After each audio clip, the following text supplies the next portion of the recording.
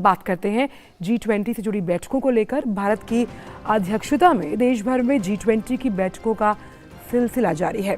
मुंबई में पहली G20 व्यापार और निवेश कार्य समूह की बैठक का केंद्रीय मंत्री पीयूष गोयल आज औपचारिक रूप से उद्घाटन करेंगे।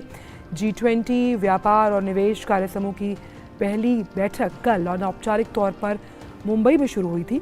इसमें सदस्य देशों के 100 से ज्यादा प्रतिनिधि, आमंत्रित देश, क्षेत्रीय समूह, अंतर्राष्ट्रीय संगठनों ने भाग लिया।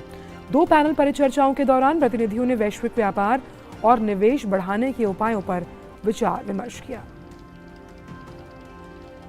हमारे साथ हमारी सहयोगी श्यामा मिश्रा इस वक्त मुंबई से ताज़ा अपडेट के साथ मौजूद हैं। श्यामा, G20 की जो अलग अलग कार्य समूह है उनके बैठकें देश के अलग अलग हिस्सों में बहुत ही अच्छे तरीके से चल रही है। मुंबई में बहुत ही महत्वपूर्ण आज G20 व्यापार और निवेश कार्य समूह की बैठक है।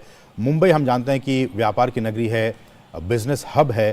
क्या कुछ बातें, क्या कुछ पॉइंट्स इस मीटिंग से निकलने की हम उम्मीद कर सकते हैं? जी देखिए असीम, 3 दिन की ये बैठक है और पहला दिन कल हम देख चुके हैं, बड़ा एक्शन पैक्ड रहा। 2 सेशंस हुए इंटरनेशनल ट्रेड फाइनेंस पर।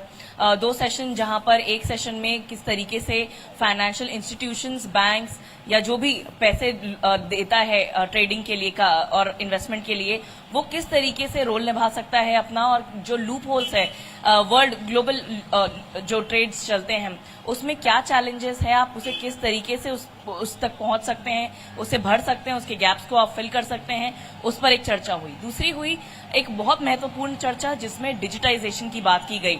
हम जानते हैं कि भारत काफी ज्यादा जोर देता है डिजिटाइजेशन के ऊपर, हर चीज को डिजिटलाइज करना चाह रहा है भारत। बहुत सारी प्रोसेस भारत ने स्कीम्स लाके कर भी दी हैं और वही एक तरीके से यहाँ प्रोसेस प्रेजेंट करना चाह रहा है भारत।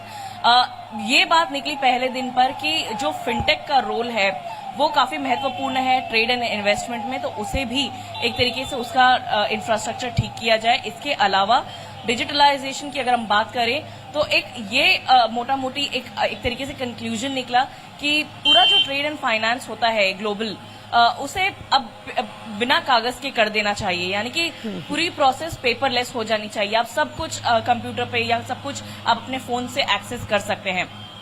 आपने बताया कि आज जो है इसका इनॉग्रल होगा, तो यहाँ पर आज जो इनॉग्रल होगा उसमें केंद्रीय राज्य मंत्री भागवत सिंह कराड़ वो आएंगे यहाँ पर इनॉग्रल सेशन में, और वो पहली इनॉग्रल सेशन में इसको G20 के मेंबर्स हैं और साथ ही जो मेहमान आए हुए उन्हें संबोधित करेंगे इस पर्टिकुलर वर्किंग ग्रुप के मीटिंग को।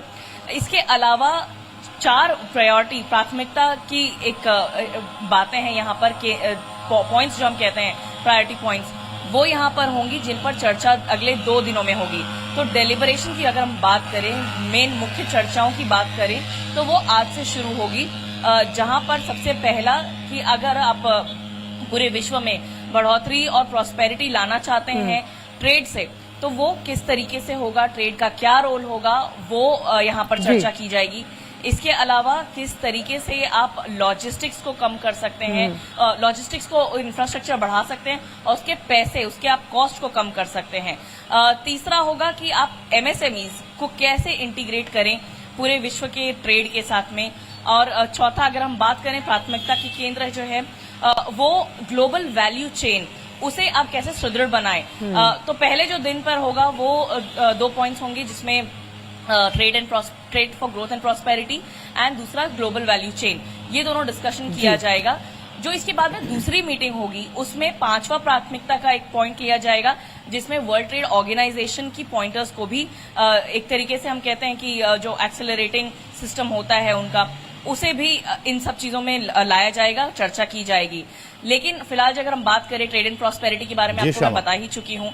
ग्लोबल वैल्यू चेन, जब कोविड हुआ और पैंडेमिक हुआ तो ये सामने आया कि कई सारे लूप होल्स अभी भी हैं ग्लोबल वैल्यू चेन में, उसे आप कैसे ठीक करें। बिल्कुल उसका जिक्र, बिल्कुल श्यामा, ग्लोबल वैल्यू चेन्स कैसे डिस्ट्रप्शन ना हो, ट्रेड एंड फाइनेंस रिलेटेड है, बिल्कुल उस पर चर्चा होगी। बिल्कुल ग्लोबल वैल्यू चेन्स की डिस्ट्रप्शन को कैसे रोका जाए, इसका जिक्र प्रधानमंत्री ने इंडोनेशिया के बाली में भी जब अध्यक्षता ली थी, भारत की झोली में आई थी, तब भी कहा था उसे कैसे सुदृढ़ किया जाएगा फिनटेक के माध्यम से, ये बहुत अहम होगा। बहुत बहुत शुक्रिया श्यामा इन तमाम जानकारी को हमसे साझा करने के लिए। खासकर पोस्ट कोविड के बाद तो और भी ये चीजें बहुत ही इंपॉर्टेंट बहुत हो जाती जरूरी है। उस सप्लाई चेन को आप दुरुस्त करके रखिए। बिल्कुल बढ़ेंगे आगे और बात करेंगे